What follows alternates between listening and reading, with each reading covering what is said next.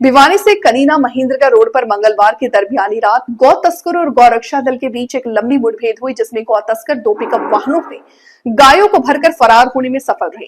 इस घटना ने क्षेत्र में गौ तस्करी के बढ़ते आतंक को उजागर किया है। वहीं मौके पर मौजूद पुलिसकर्मियों की कार्रवाई पर गंभीर सवाल खड़े हो गए। घटना की शुरुआत गांव हालुआस से हुई। गांव के निवासी सोनू ने पुलिस को दी गई शिकायत में बताया कि मंगलवार रात को उन्होंने अपने घर के पास कुछ लोगों को पिकअप डाला वाहनों में गायों को भरते हुए देखा।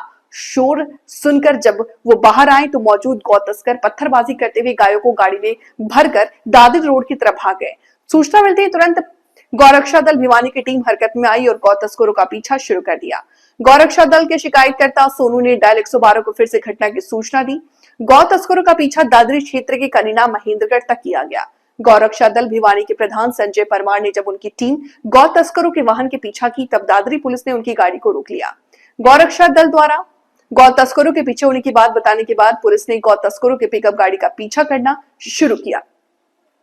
थोड़ी सी देर बाद ही गौ तस्करों ने पुलिस की गाड़ी पर पत्थर बरसाने शुरू कर दिए। पत्थरबाजी होते ही दादरी पुलिस और डायल 112 की गाड़ी तुरंत वापस हो गई। संजय परमार ने अपनी गहरी नाराजगी व्यक्त करते हुए कहा कि गौ तस्करों का आतंक लगातार बढ़ता जा रहा है और पुलिस पत्थरबाजी से डर रही है।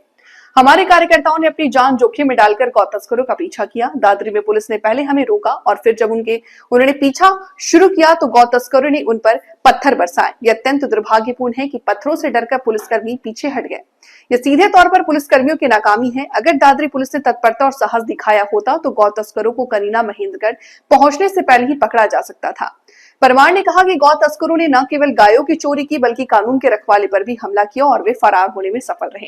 वे पुलिस प्रशासन से मांग करते हैं कि इन गौ तस्करों की तुरंत पहचान कर उन पर सख्त से सख्त कार्रवाई की जाए और गौ तस्करी रोकने के लिए विशेष कदम उठाए जाए। हालांकि पुलिस के पीछे हटने के बाद भी गौरक्षा दल भिवानी के जाबाज गौ सेवकों ने हार नहीं मानी और गौ तस्करों का पीछा जारी रखा। दोनों के बीच ये मुठभेड़ भिवानी से शुरू होकर कनीना महेंद्रगढ़ रोड तक चलती रही, जहां अंततः गौ तस्कर अंधेरे का फायदा उठाकर फरार हो गए। क्या कहेंगे आज की इस मांग को लेकर एसपी से मिले, क्या घटना हुई? ये आज सुबह तकरीबन 1:15 बजे है ना, हलवास गांव से गाय उठा रहे थे कुछ गौ तस्कर। 2 पिकअप डाले थे तो हमारे पास वहाँ का हमारा जो गौ सेवक है सोनू, उसका सूचना ही रात को 1:15 बजे सुबह अब भैया ऐसी गाय उठा रहे हैं। हमने कहा अभी तो 112 पे फोन मारी, इतने हम भी व्यवस्था करते हैं। तो सुबह सुबह हमारी टीम गौरक्षा दल की टीम तभी मौके पर पहुंच गई थी। 5-7 मिनट बाद उन्होंने बताया कि दादरी की तरफ गए हैं। 2 पिकअप डाले में 7-8 गायें ले रहे थे और 7-8 ही व्यक्ति थे और वो चले गए हैं।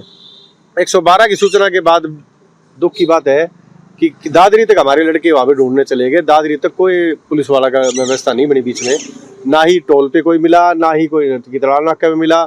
उसके बाद जब वीटी कर रखी थी हमने, कमाल की बात है दादरी पुलिस ने पैतावास के पास हमारी गोरक्षों की गाड़ी को पकड़ लिया।